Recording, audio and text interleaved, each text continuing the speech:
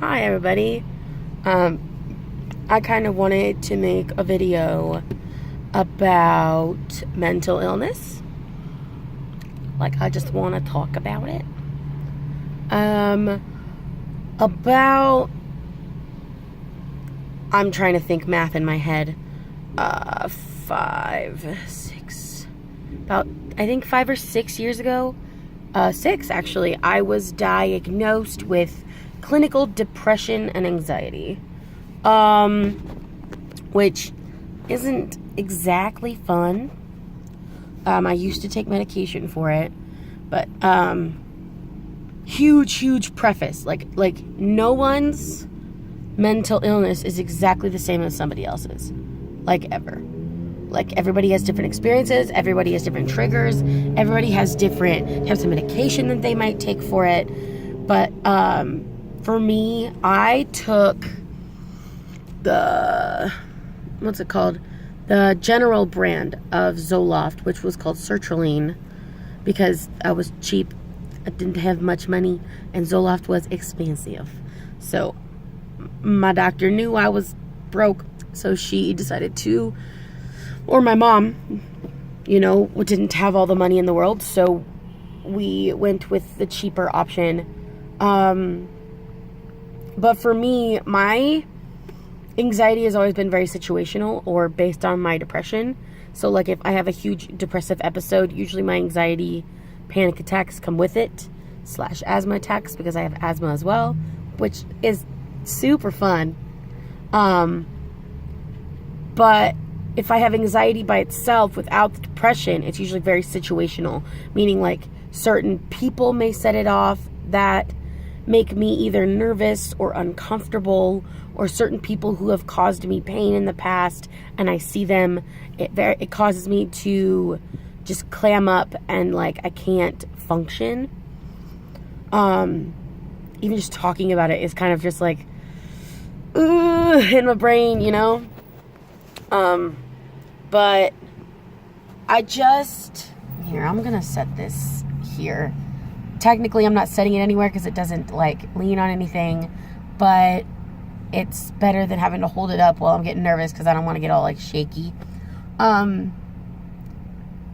like I said, it's different for everybody, So when I was in high school, I was in band, and it was so weird because if you think of anxiety, you think of being nervous.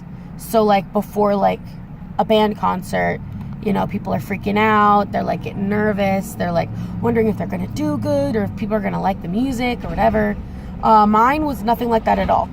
I was perfectly fine before the concert. I was, excited, happy, so glad that I could play my stuff for my family and for like the whole audience. So I was always very happy to like go out. My problem is I don't know, I still to this day don't exactly know why this ever happened. But after the concert was over, after everything was over and done with, I start flipping my shit. So it's like, I don't know why, but after a band, even like talking about it gets me like kind of choked up. After I was done with my band concert, this happened maybe once or twice, but it was really bad only one time. And that was when I performed singing as well as like my instruments. So I did like very multiple things running back and forth, and I was very busy. That's why you don't have time to be nervous when you're running around and you're like doing things. So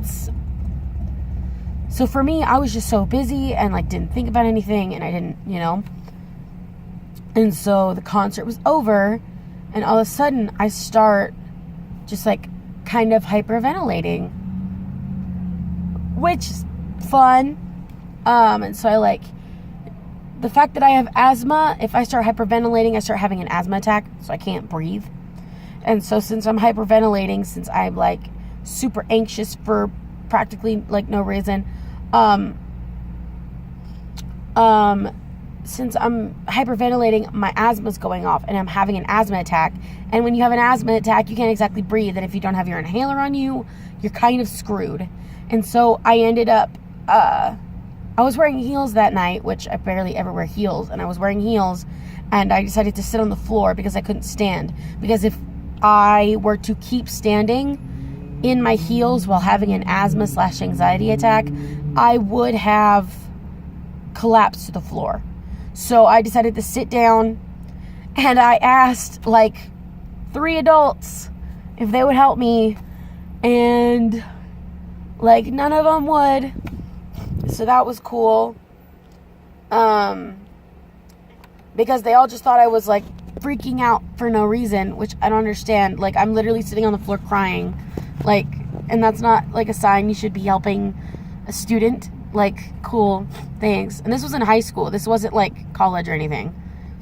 So I was, just on the floor, and my friend saw me, and he was like, oh my God, what do I do? How can I help? He came up to me. He took my shoes off for me so I could stand up, because when you're sitting down, you're not exactly getting the right breath support. So 1, I don't have my inhaler. 2, I'm having an asthma attack. And 3, I'm sitting down, which means I'm not sitting up enough to breathe as well as I can. So he got me to stand up so I could breathe a little bit better. So,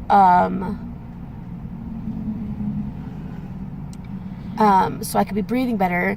And he was like, he did everything he could. He reached in my bra and got my phone so he could call my mom, tell my mom what was going on. And then he got her in there, and then things were happy-go-lucky, hunky-dory, whatever, and things got better. But like, it was just so weird to me. I'm thinking that, like, for me, it's my adrenaline. So, like, my adrenaline's running, and I'm, like, not nervous, and I'm fine because I'm thinking about it, and I'm, but once it's all over, the adrenaline goes away. And I think that once the adrenaline goes away, my body doesn't know how to react. So it just, like, starts getting anxious. So, like, that's the only explanation I really have for it. But that's, like, an example of, like, my anxiety without my depression. Without, like, a certain trigger. That's just, like, a thing that happens to me. But I've noticed over the past couple of years that my anxiety is worse than I thought it was. I was diagnosed with depression with anxiety, meaning like during depressive episodes, I would get anxious. But I've realized that, at least for me, my anxiety is way more prefaced, like way more, prominent than my depression. Because as someone with depression, a lot of people with depression have this, where they can hide it very, very well. Like, you can ask me on any given day, how are you doing? And I'll just say, oh, I'm all right. And I don't have to mean it. I must be a pretty good actress, because everybody believes it. Because you don't want to... Because the thing is if you burden people with your problems, they're going to think you're a problem. So I just don't burden people with it, because I don't need people telling me that I complain too much. Because that's literally what people tell me. And I don't deserve that. So I'd rather deal with it myself. I personally have not been on medication for a year and a half because I couldn't afford it anymore.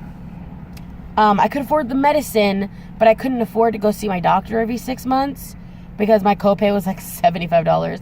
And I'm like, I don't have $150 extra a year. Because currently being unemployed, it's just not a thing for me. But, I don't know. I think I'm going to make a whole series of videos on this topic. Because they're going to get long and lengthy and story-y. But I wanted to start talking about mental illness from my point of view, because everyone's is different. And I know that some people feel like they're alone out there, and they're not. I haven't been on medication for a year and a half. 1, because I can't afford it. And 2, because I've gotten better at coping myself. But the thing is if anybody ever wants to talk, I'm always free. You can message me on my Twitter or, my Snapchat. I'm going to leave all of that down in the description below. But yeah. So I just wanted to start this series of talking about mental illness. If you like the video, then good for you. If you don't like the video, then sucks to be you. See ya.